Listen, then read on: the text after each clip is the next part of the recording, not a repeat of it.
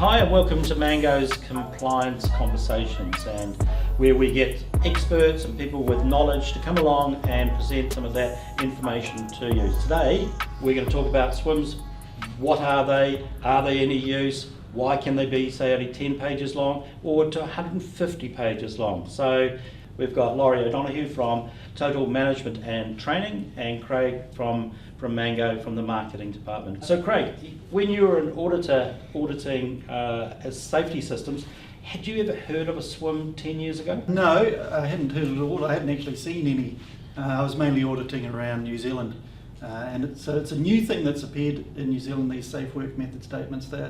They're obviously coming through from Australian companies that may be working in New Zealand, and they're becoming more and more prevalent, and sort of people over here in New Zealand really don't know what they are. I understand, that they're similar to JSAs and RAMs and other things, but really what is a safety work or safe work method statement, Laurie? Well, it is like a JSA, but probably the major difference is a safe work method statement is a legislative requirement for certain types of work called high risk construction work, which is, depending on which jurisdiction you're in, 16 to 17 different types. So it's specifically about that type of work. So it doesn't encompass all construction activities. It is only relative to those ones that are listed, things like working at heights over 2 metres, working in a trench more than 1.5 metres deep, working around mobile plant.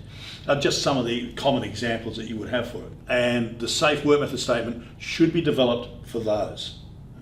But we hear stories where a plumber who's putting in a toilet, he's got all the licenses, he may have ISO 9000, he has all these processes, and they ask him to produce a SWM for an activity which is not high risk. He's been doing years, very little risks actually involved in it, but organisations are making those sorts of people doing it. So is it the principal asking the plumber to do it? Are they interpreting the requirements wrong, or is it just they're just trying to cover their bases and they get everyone to do it? Correcting what you're saying is that there are a lot of situations where under the legislation a safe work method statement is not required, but there are a number of major contractors and minor contractors requiring a safe work method statement for everything. And what they're trying to do is they're trying to combine really two sections of the legislation together into one document. So the legislation basically says we've got to provide information, instruction and training to all workers for the work that they're doing. And that doesn't have to be provided in every single SWM. Right. It can be provided in a operational manual, for example. If you're going to be using electric power tools on a site, then you can have within your operational manual that has to be tested and tagged, has to be inspected, all of those things through a safety switch, and that can all be documented in the operational manual. It does not have to appear in every single SWMS. Right. Okay? But the trouble is over the years it's evolved that we have a SWMS for everything. And a number of companies actually have that in place. But they are changing. Yep. And we're seeing lately that some of the major tier 1 builders are actually moving away from that now. From their contractors, all they're asking for is safe work method statements for high risk construction work and evidence of information, instruction and training and other things.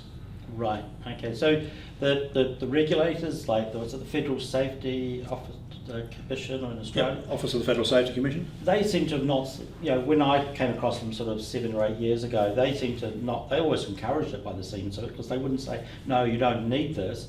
They accepted, they didn't seem to question it. Yeah, look, in defence of the Office of the Federal Safety Commission, one thing that that organisation doesn't do is it doesn't dictate how an organisation meets the criteria, right? It sets the criteria down. All it really says is that there has to be safe work method statements for high risk construction work. And that's really all it ever has said. But it certainly has been clarified more recently by the Office of the Federal Safety Commission by the putting out of a guideline on what should be in a safe work method statement. And if you actually read that guideline, it's very specific that it is only required for high risk construction. What do you say to organisations that have had the principal say you must do a SWM, but that you've got evidence that's not in a SWM but it's in an operations manual? Can you kick back to say, I'm not going to give you a SWM, I'm going to give you this other evidence to show supervision, training and knowledge? Look, that will depend on what the contractual arrangements are, because if it says in the contract that you have go up with that principal contractor or with that organisation, that they want a safe work method statement for everything, then unfortunately you have to provide that, because that is a contractual, that sits outside of the legislation. That's a contractual arrangement. Let's say it's not in a contract. You could Can you question back? it. Can you kick back? You could question it and say, look, this is how we do it. It will be up to that organisation as to whether they accept that. You really can't use legislation or anything like that to enforce it, because it's more about your contract with that organisation rather than a legislative requirement. So it's about educating those big businesses, saying what is the value in making your contractors do that, and not saying, why don't you recognise, their externally audited systems, like, if they were ISO 9000 or 14, and saying that should give me some confidence, but I might ask for a couple of things here, but I'm not going to ask for my SWMS format, might be 40 pages, for a task that can be done with a hazard register and maybe a copy of a process. And really, if you go back to the legislation, it actually just says we've got to manage risk. And we've got to have processes in place. Again, except for some hazards, it doesn't actually define how we've got to do it. It allows flexibility in the way we manage risks in the workplace, and that's always the intent.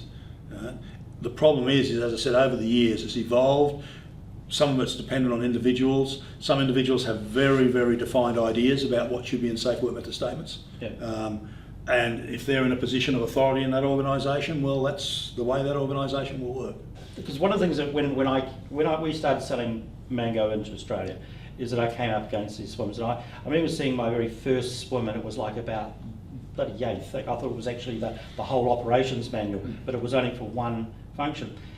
But people have to sign off on these things, don't they? So I questioned some of the people over there. I said, but how are you applying reasonably practical things? Well, the legislation, so you'll take all practical steps.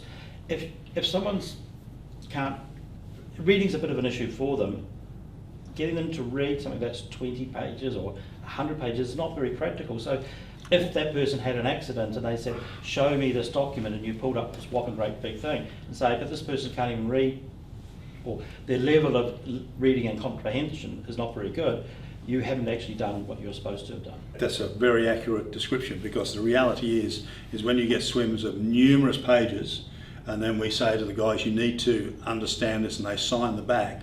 I've had situations where I've been on site and they've been actually signed by people who have very, very severe literacy skills, and there is no way they have actually gone through that safe work method statement, and there is no evidence of them being sat down and taken through it step by step. And I think in the worst case there was a safe work method statement of 140 pages for block laying. And I know that some of the block layers had very poor literacy skills, and no one is going to convince me that they went through 140 pages of that safe work method statement. And did the job on time, within budget.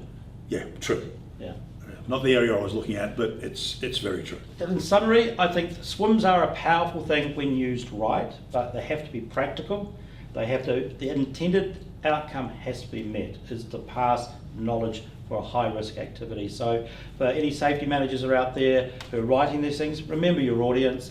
Remember, they've got to read it and understand it, because at some point you're going to have to rely on that signature to prove that they are competent. So thank you, Laurie, thank you, Craig, and if you found this interesting or got some value out of it, go to our YouTube channel, go to Laurie's YouTube channel and have a look at the content, go to his website, some really good stuff on there. So thank you.